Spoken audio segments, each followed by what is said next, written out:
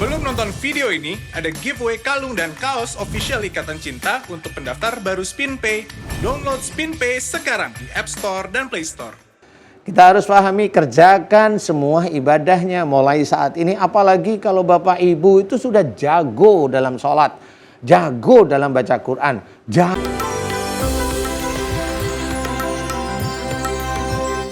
Pemirsa setia Siraman Kolbu dimanapun berada, bagaimana kabarnya? Insya Allah mudah-mudahan pemirsa semua dan kita semua senantiasa dalam keadaan sehat walafiat. Amin. Dalam lindungan Allah Subhanahu Wa Taala, dalam hidayah dari Allah Subhanahu Wa Taala. Alhamdulillah nih kita bisa live lagi ya. Senang sekali saya Bobi Maulana dan juga guru kita semua, Pak Ustadz Danu, bisa menemani pemirsa semua dan selamat datang di Siraman Kolbu Sejukan Hati. Pemirsa, ketika kita melaksanakan ibadah karena Allah, maka apapun yang kita jalani, ibadah apapun itu akan terasa sejuk dan menenangkan hati lillahi ta'ala. Namun yang terjadi adalah kebanyakan ya dari kita semua, termasuk saya pribadi pun pernah ada di posisi ini. Ketika beribadah rajin, itu saat ada maunya. Ya, Ustadz, ketika seorang mau keterima di salah satu universitas, mau keterima kerja, mau dapat pasangan segala macam, ibadah itu terasa lebih intens gitu. Dengan Allah tuh kayaknya deket banget. Begitu dikasih sama Allah, jauh lagi. Nah ini, apakah ini sebuah hal yang nggak bisa dielakkan lagi karena keimanannya kurang, Pak Ustadz, atau memang seperti gimana? Silakan tahu saja Pak Ustadz Danu. Terima kasih Mas Bobi. Sama-sama. Bismillahirrahmanirrahim. Assalamualaikum warahmatullahi wabarakatuh. Waalaikumsalam. Amin ya rabbal alamin. Alhamdulillah, mudah-mudahan di pagi hari ini kita senantiasa diberikan kesehatan dan juga hidayah oleh Allah. Amin. Amin. Tema kita bagus, rajin ibadah saat ada maunya. Itu dia Pak Ustadz. Sebenarnya boleh aja rajin ibadah, nggak salah. Ya, untuk orang-orang dengan kelas iman yang baru mengenal Allah, boleh-boleh aja rajin ibadah. Ya.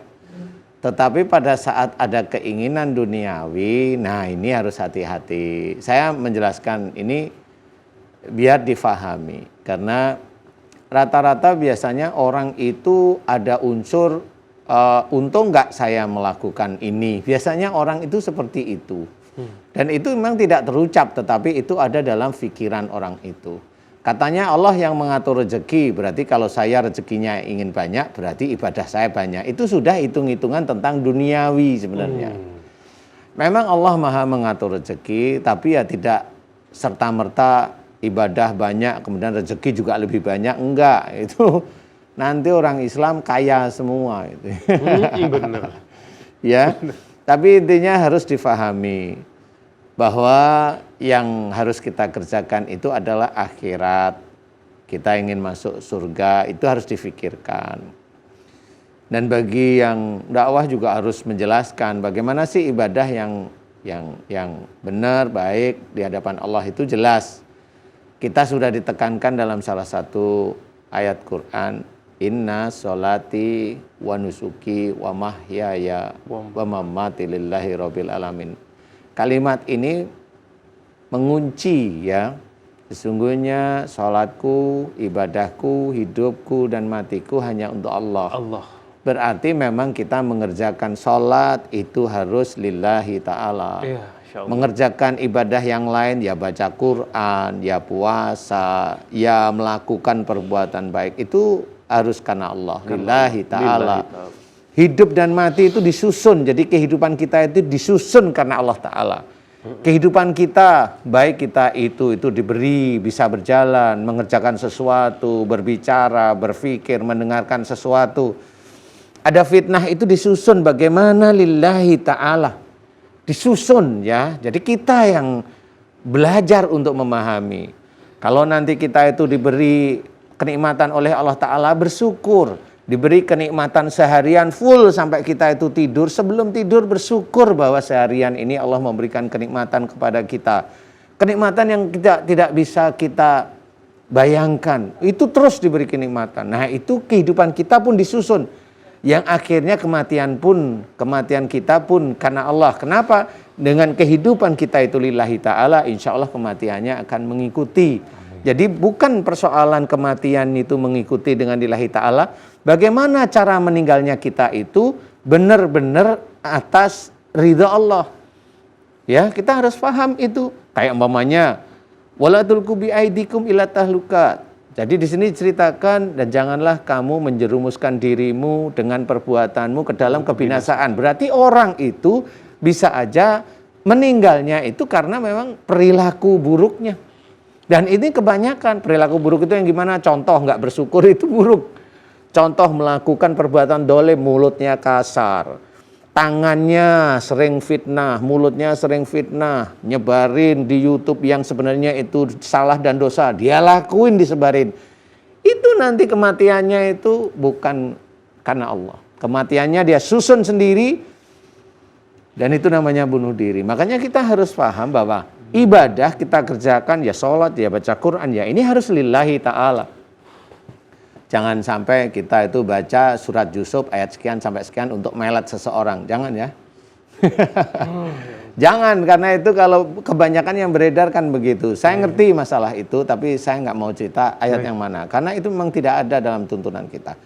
Kita harus pahami, kerjakan semua ibadahnya mulai saat ini. Apalagi kalau Bapak Ibu itu sudah jago dalam sholat, jago dalam baca Quran, jago ibadah, cobalah. Tekankan lillahi ta'ala. Tekankan untuk akhirat. Jangan untuk dunia. Untuk anaknya biar sukses, bacain ini. Untuk ini, enggak lah. Karena Allah aja. Mudah-mudahan ini bisa menjadi gambaran. Amin. Manfaat. Wallahu a'lam. Wallahu a'lam. Pak Ustadz Danu, terima kasih tausiahnya. Ini ketika seseorang tidak menjalankan apa yang Allah perintahkan, sama saja dia menyusun kematiannya, Pak Ustadz ya? Iya. Itu sama dengan bunuh diri, cuman nggak sadar kali begitu. Bunuh diri tapi nggak sadar, itu sebenarnya Allah sudah menulis. Astagfirullahaladzim. Iya. Merinding saya dengerin, Pak Ustadz. Terima kasih Pak Ustadz. Selanjutnya pemirsa akan memberikan tausiah seputar tema kita pagi hari ini. Rajin ibadah saat ada maunya, kita persilakan kepada Ustazah Ina Ratul Ain. Monggo Ustaz. Ilahi las tulil firdausi ahla wala aqwa ala naril jahimi. Assalamualaikum warahmatullahi wabarakatuh. Waalaikumsalam warahmatullahi wabarakatuh. Alhamdulillahilladzi khalaqal insana min 'alaq. Wassalatu wassalamu ala rasulillahi liutammima makarimal akhlaq, amma ba'd. Selamat pagi Ustadz Danu, Mas Bobi. Alhamdulillah kita semua masih diberi kesehatan. Semoga bertambah kebaikan. Amin, amin. Para pemirsa MNC TV dimanapun Anda berada, yang semoga selalu dilindungi dan dirahmati oleh Allah Subhanahu wa Ta'ala.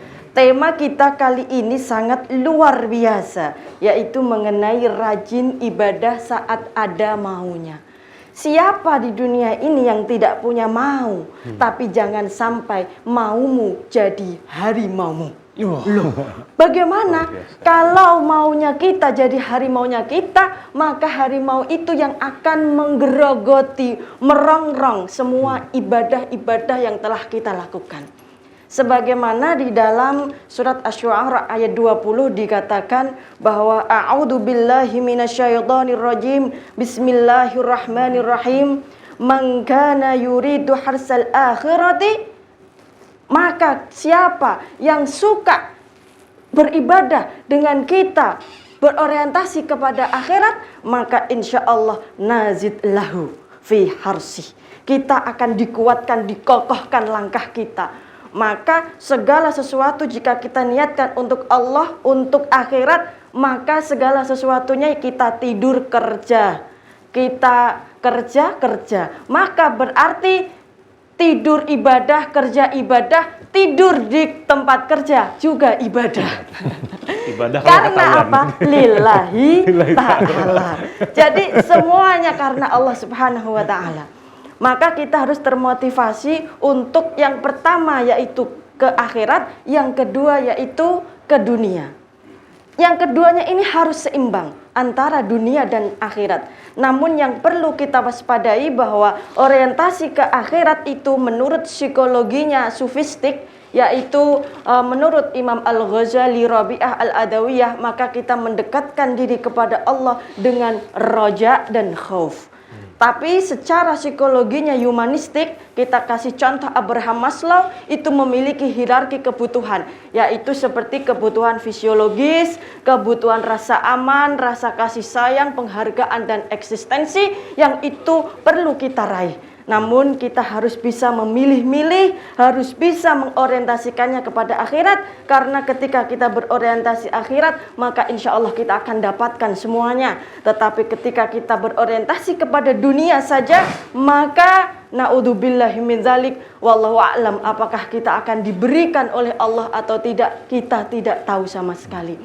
Jangan sampai kita mengharapkan surga namun enggan beribadah, karena seperti orang yang mengharapkan pesawat terbang mendarat di stasiun.